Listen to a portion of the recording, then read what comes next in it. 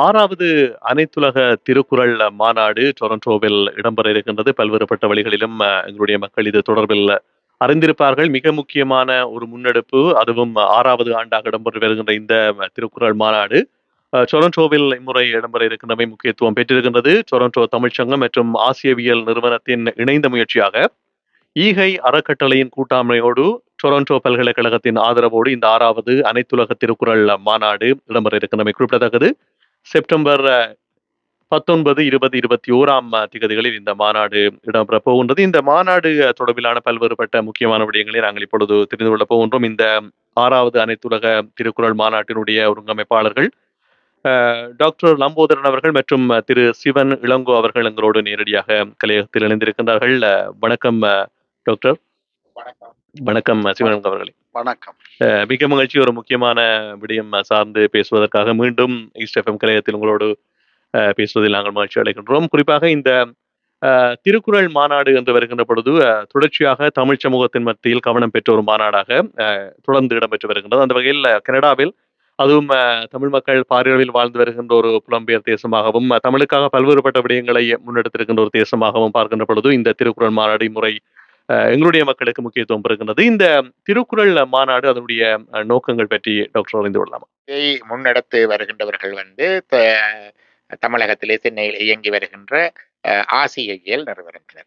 அதனுடைய நோக்கம் திருக்குறளை நாம் ஒவ்வொருவரும் மிகச்சிறந்த தமிழ் நூல்களில் ஒன்று. அது தமிழருக்கு முடிய தமிழ் நூல் மட்டுமல்லாது அதை உலக பொதுமறை என்று நான் தமிழர் எல்லாரும் போட்டி வருகின்றோம். தமிழர் எல்லாரும் அறிந்த விடயம். திருக்குறள் பல பன்னாட்டு மொழிகளிலேயே மொழிபெயர்க்கப்பட்டிருக்கின்றது என்பது எங்களுக்கு தெரியும். ஆனால் இந்த திருக்குறளையோ திருவள்ளுவரையோ நாங்கள் வெளிநாட்டு அக்காலத்து வெளிநாட்டு அறிஞர்கள் தத்துவ ஞானிகள் அரிஸ்டோட்டல், பிளாட்டோ போன்றோ அல்லது இடைக்காலத்து தத்துவ ஞானிகள் செனக்கா போன்றவர்கள் மூலமாக அறிந்த அளவுக்கு மற்றைய நாட்டினர்கள் மற்றைய சமூகத்தினர்கள் அறிந்திருக்கவில்லை என்பது ஒரு உண்மையான அது நாங்கள் சொல்லலாம். அதை அவர்கள் கலாச்சாரம் என்று. ஆனால் அப்படி பார்க்கின்ற பொழுது சீன தேசத்து கன்ஃபூஷியஸனுடைய தத்துவங்களையும் அவருடைய சிந்தனைகளையும் அறிந்திருந்த அளவுக்கு கூட திருவள்ளுவரை உலகளாவிலே அறிந்திருக்கவில்லை. ஆனால் அவருடைய சிந்தனையும் அவருடைய படைப்பும் அந்த உலகளாவிய ரீதியிலே முன்னெடுத்து செல்ல வேண்டிய ஒரு படைப்பாக இருக்கின்றது. ஆகவே இதை நோக்காக கொண்டு, அதாவது திருக்குறள் உலக பொதுமறை என்று நாங்கள் தமிழ் மக்கள் மத்தியிலே மிக உன்னத இடத்தை கொடுத்து அதை போற்றி வருகின்றோம். ஏற்கனவே பல மொழிகளில் மொழிபெயர்க்கப்பட்டிருக்கின்றன என்றாலும் உலக மக்களிலே ஒரு பல்லின சமுதாயத்திலே அது ஒரு நூலாக திருவள்ளுடைய சிந்தனைகளை எடுத்து சொல்லுகின்ற விதமாகவும் அறியப்படுத்துகின்ற விதமாகவும் முன்னெடுக்கின்ற ஒரு முன்னெடுப்பாகத்தான் இது நடைபெற்றுக் கொண்டு வருகின்றது. இதன் மூலமாக திருக்குறளை யுனெஸ்கோ அல்லது ஐக்கிய நாடுகள் ஸ்தாபனத்தினுடைய அங்கீகாரம் பெற்ற ஒரு உலக பொது நூலாக அறியப்படுத்த வேண்டும் என்ற முன்னெடுப்பு மிக பல காலமாக நடைபெற்றுக் கொண்டிருக்கிறது. பல நாட்டைச் சேர்ந்த தமிழறிஞர்கள் இதை முன்னெடுத்துக் கொண்டிருக்கின்றார்கள். ஆகவே இந்த மாநாடு நாங்கள் அதை நோக்கிய வகையிலே நடைபெறுகின்ற மாநாட்டிலே இது எங்களுடைய 6வது மாநாடு. நீங்கள் சொன்ன மாதிரி கனடாவிலே புலம்பெயர் தேசத்திலே பரந்துபட்ட தமிழர்கள் வாழுகின்ற நாட்டிலே, வளம் நிறைந்த நாட்டிலே, தமிழ் பணிகள் நிறைக்கின்ற நாட்டிலே, அதிலும் திருக்குறளை முதல் முழுமையாக ஆங்கிலத்துக்கு மொழிபெயர்த்து ஜிஜி போப்பவர்கள் பிறந்த நாட்டிலே எங்கள் மத்தியிலே இம்முறை அந்த வாரம் அடுத்த வாரத்துக்கு அது நடைமுறை இருக்கின்றது. நிச்சயமா. நீங்கள் சொன்னதை போலவே இவ்வாறு பல்வேறுபட்ட முக்கியத்துவங்கள் பெற்றிருக்கின்ற இந்த மாநாடு என்பது கனடாவில் நடக்கின்ற பொழுது அது தொடர்பில் மக்கள் பல்வேறுபட்ட கேள்விகளை ஆர்வத்தினை கொண்டிருப்பார்கள். குறிப்பாக இந்த கனடாவில் இந்த மாநாடு முறை நடத்துவதற்கான இந்த ஏற்பாடுகள் எந்த வகையில் வாய்க்கப்பெற்ற சிவன் இளங்கோ அவர்களே? நிச்சயமாக இவ்வாறான ஒரு டாக்டர் கூறியது போல இந்த சிறந்த ஒரு தமிழ் நூல் உலக பொதுமறை என்று சொல்லப்படுகின்ற நூலுக்கு பல இடங்களே மாநாடு நடந்து வர இவ்வாறான மாநாட்டை கனடாவிலே நாங்கள் நடத்த வேண்டும் என்ற விருப்பம் நீண்ட காலமாக இருந்தது. அந்த வகையிலே தான் கடந்த வருடம் அமெரிக்காவிலே சிகாகோவிலே இந்த மாநாடு நடக்கின்ற பொழுது அவர்களுடன் பேசுகிற சந்தர்ப்பத்தில் இதை கனடாவிலே இந்த முறை நடத்துவது ஒரு சிறப்பாக இருக்கும் என்று நினைத்து இதை ஆரம்பித்தோம். அதற்கு நடத்துவதற்கு எங்கள் ஆரம்பத்திலே கூறியது போல டொரண்டோ தமிழ் சங்கத்தினுடனும் ஆசியவியலுடனும் ஒவ்வொரு நாட்டிலேயும் அந்த நாட்டிலே இருக்கின்ற தமிழ் அமைப்புகளோடு இணைந்துதான் நடத்தினார்கள். அப்படியே இதை அவர்களது முயற்சியின் ஒரு தொடர்ச்சியாகத்தான் இது இந்த வருடம் நடைபெறுகிறது. டொரண்டோ பல்கலைக்கழகத்திலே நாங்கள் எல்லோரும் சேர்ந்து தமிழ் இருக்கையை உருவாக்கியதை நீங்கள் அறிவீர்கள். அந்த வழியிலே டொரண்டோ பல்கலைக்கழகம் எனது நாட்டிலே முதன்மையான பல்கலைக்கழகம், உலகத்திலே பிரசித்தி பெற்ற பல்கலைக்கழகம். அந்த பல்கலைக்கழகத்திலே நாங்கள் இதை நடத்துவது அவர்களது ஆதரவுடன் நடத்துவதும் இன்னும் சிறப்பாக இருக்கும் என்று அங்கே இந்த மாநாடு நடத்துவதற்கான முயற்சியை எடுத்து இப்போ அந்த முயற்சிகள் நடந்து கொண்டிருக்கின்றன. அத்துடன் ஈகை ஒரு சமூக நிறுவனம் அவர்களை இணைத்து இந்த முயற்சியை முன்னெடுத்து வருகின்றோம். இது செப்டம்பர் மாதம் 19ஆம் தேதி வெள்ளிக்கிழமை, சனிக்கிழமை 20ஆம் தேதி, ஞாயிற்றுக்கிழமை 21ஆம் தேதி 3 நாட்களில் நடக்க இருக்கின்றது. சனிக்கிழமை காலையும் ஞாயிற்றுக்கிழமை காலையும் வெள்ளிக்கிழமை காலையும் 3 தினங்களும் காலை 9 மணிக்கு இந்த மாநாடு ஆரம்பமாகும். வெள்ளிக்கிழமை ஆரம்ப விழாவோடு இந்த மாநாடு ஆரம்பிக்கப்பட்டு அதன் தொடர்ந்து 3 தினங்களும் ஆராய்ச்சி கட்டுரைகள், சிறப்பு சொற்பொழிவுகள், அங்கே பிரதான மேடை, இணை மேடை, இணையரங்கு, இவ்வாறான ஆய்வு கட்டுரைகள், சிறப்பு பேச்சுகள் நடைபெறும். மதிய உணவு 12 மணி, மாலை உணவு 5:30 மணி, அதை தொடர்ந்து 6:30 மணிக்கு வெள்ளிக்கிழமையும் சனிக்கிழமையும் கலை நிகழ்ச்சிகள் இடம்பெறும். வெள்ளிக்கிழமை இந்தியாவிலே பிரசித்தி பெற்ற இசையமைப்பாளர் பரத்வாஜ் அவர்கள் எல்லா குரல்களுக்கும் இசையமைத்திருக்கின்றார். அது அந்த ஒவ்வொரு 10 குரலையும் அவர் ஒரு பாடலாக செய்து வடிவமைத்திருக்கிறார். அவர் இங்கே வருகை வந்து இங்கே உள்ள உள்ளூர் கலைஞர்களுடன் இணைந்து குரலின் குரல் என்ற ஒரு இசை நிகழ்ச்சியை வழங்க இருக்கிறார்கள் வெள்ளிக்கிழமை 6:30 மணிக்கு. அது மட்டுமல்லாது இந்தியாவிலே இருந்து பிரசித்தி பெற்ற மேடை பேச்சாளர் பர்வீன் சுல்தான் அவர்கள் கலந்து கொண்டு ஃப்ரைடே உரையாற்றி இருக்கின்றார். சனிக்கிழமையும் ஆராய்ச்சி கட்டுரைகள், பேச்சு அவை எல்லாம் முடிந்ததன் பின்பு மாலை 6:30 மணிக்கு இலங்கையிலிருந்து திருமுருகன் அவர்கள் வர இருக்கிறார்கள். அவரது சிறப்பு உரையும் அங்கே இடம்பெறும். அத்துடன் கனடாவிலே பிரசித்தி பெற்ற பல 10 ஆசிரியர்கள் ஒவ்வொருவரும் தங்களது 10 மாணவர்களை எடுத்து 100 இசைக்கலைஞர்கள், அத்துடன் வாத்திய கலைஞர்களும் இணைந்து 110-20 கலைஞர்கள் அங்கே ஒரு சிறந்த இசை தமிழ் என்ற நிகழ்ச்சியை அங்கே வழங்க இருக்கிறார்கள். அது ஒரு மிகவும் சிறப்பாக இருக்கும். ஞாயிற்றுக்கிழமையும் காலை இந்த நிகழ்ச்சிகள் 9 மணிக்கு ஆரம்பித்து ஆராய்ச்சி கட்டுரைகள், சிறப்பு சொற்பொழிவுடன் மதிய உணவை தொடர்ந்து இது ஒரு வேலடிட்டரி செஷன் சொல்வார்கள், நிறைவரங்கமாக 2:30 மணிக்கு இந்த மாநாடு நிறைவு கொண்டுவரப்படும். இதுதான் எங்களது நிகழ்ச்சிகள் இந்த 3 தினமும். அத்துடன் அங்கே பலரது ஆலோசனை நாங்கள் இந்த விடயத்தை எங்களது இளையவர்களுக்கு எடுத்து செல்ல வேண்டும். ஏன்னா நாங்கள் செய்கின்ற விடயங்கள் அடுத்த தலைமுறைக்கு போய் சேர வேண்டும். அவர்கள் இந்த முயற்சியை தொடர்ந்து முன்னெடுக்க வேண்டும் என்பதற்காக இளையவர்களையும் இதிலே உள்வாங்கி இருக்கின்றோம். இளையவருக்காக பல்லூடக போட்டி, பேச்சு போட்டி, வினாடி வினா ஆனவை அங்கே நடைபெற இருக்கின்றன.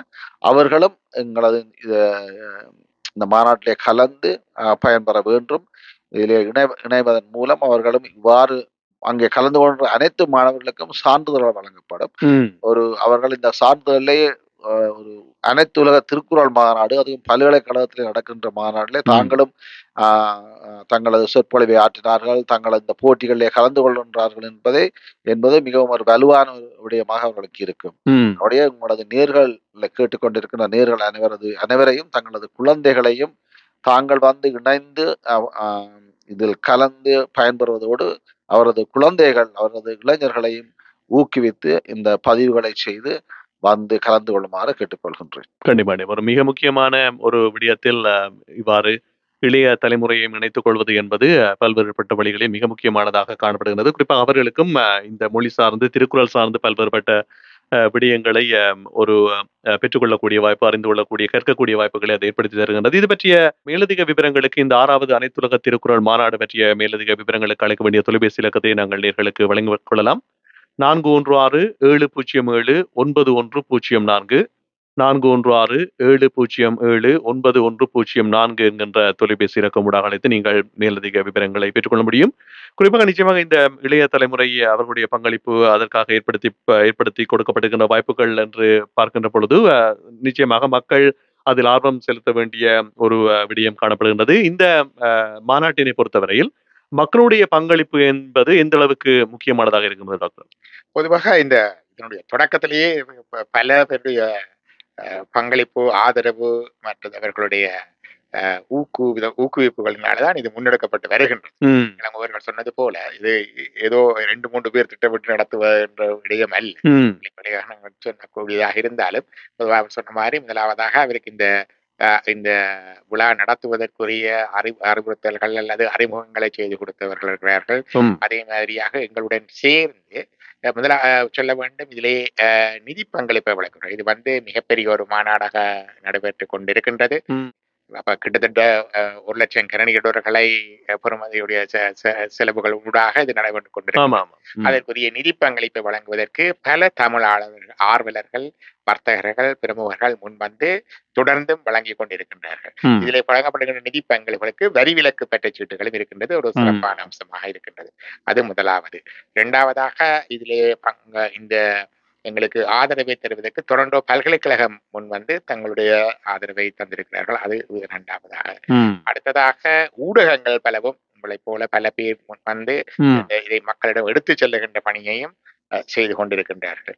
மற்றது ஏனைய தமிழ் அமைப்புகள் பல இங்கே இயங்கி வருகின்றன. தமிழ் அறிஞர்கள் பலர் இங்கே இயங்கி வருகின்றனர். பலவிதமான வகுப்புகள் நடைபெறுகின்றன. பலவிதமான உரையாடல்கள், கூட்டங்கள் நடைபெறுகின்றன.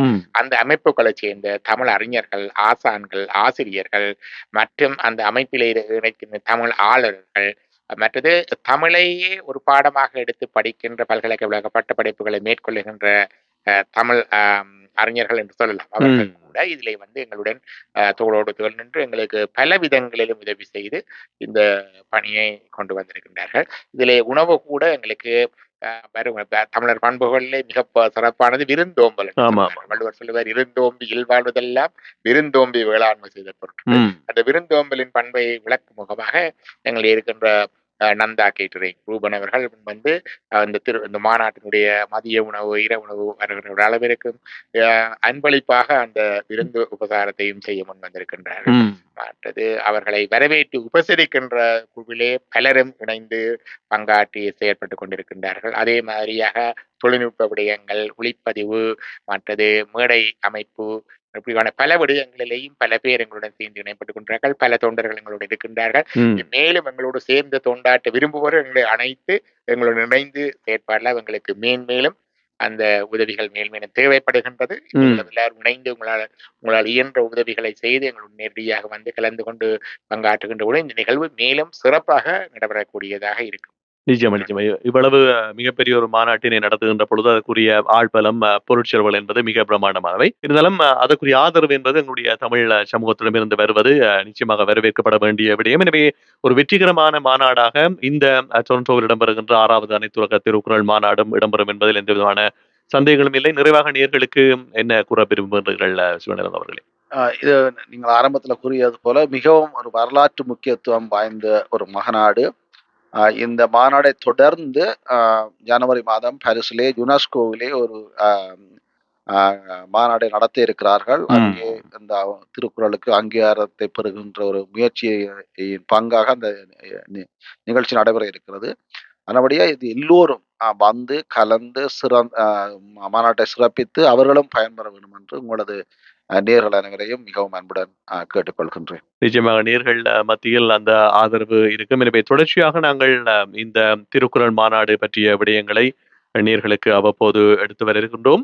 டொரண்டோ தமிழ்ச்சங்கம் மற்றும் ஆசியவியல் நிறுவனத்தின் இணைந்த முயற்சியாக ஈகை அறக்கட்டளையின் கூட்டாண்மையோடு டொரண்டோ பல்கலைக்கழகத்தின் ஆதரவில் இந்த 6வது அனைத்துலக திருக்குறள் மாநாடு இம்முறை டொரண்டோவில் இந்த வருகின்ற 19, 20 மற்றும் 21ஆம் திகதிகளில் இடம்பெற இருக்கின்றது. ஏற்கனவே ஏற்பாட்டாளர்கள் சொல்லியிருப்பதை போல நிறைய மிக முக்கியமான விடயங்கள் திருக்குறள் சார்ந்து, தமிழ் மொழி சார்ந்து, எங்களுடைய சமூகத்துக்கு மிகவும் அவசியமான பல்வேறுபட்ட விடயங்கள், இந்த முக்கியமான அம்சங்களை உலகத்துக்கு எடுத்துச் சொல்லுகின்ற பல்வேறுபட்ட விடயங்கள் இடம்பெற போகின்றன. 4167079104 4167079104 என்கின்ற இலக்கத்தினூடாக மேலதிக விவரங்களை பெற்றுக்கொள்ளலாம். நன்றி திரு சிவனிலங்கோ அவர்களே, நன்றி டாக்டர் லம்போதர் அவர்களே. இந்த நேரத்தில் நீங்கள் இந்த ஏற்பாட்டு பணிகள் மத்தியிலும் பல்வேறுபட்ட விடயங்களை அறிந்திருக்கின்றீர்கள். நாங்கள் தொடர்ச்சியாக ஈஸ்ட் எஃப்எம்மில் இது சார்ந்த இன்னும் பல விடயங்களை பேச இருக்கின்றோம். இந்த நேரத்தில் உங்களுடைய நேரத்துக்கு நன்றிகளை தெரிவித்துவிட நாங்கள் மீண்டும் ஒரு பொழுதில் பேசலாம். நன்றி. ஈஸ்ட் எஃப்எம் நேயர்களுக்கும் ஸ்தாபனத்திற்கும் நமது நன்றிகளும். நன்றி. நன்றி.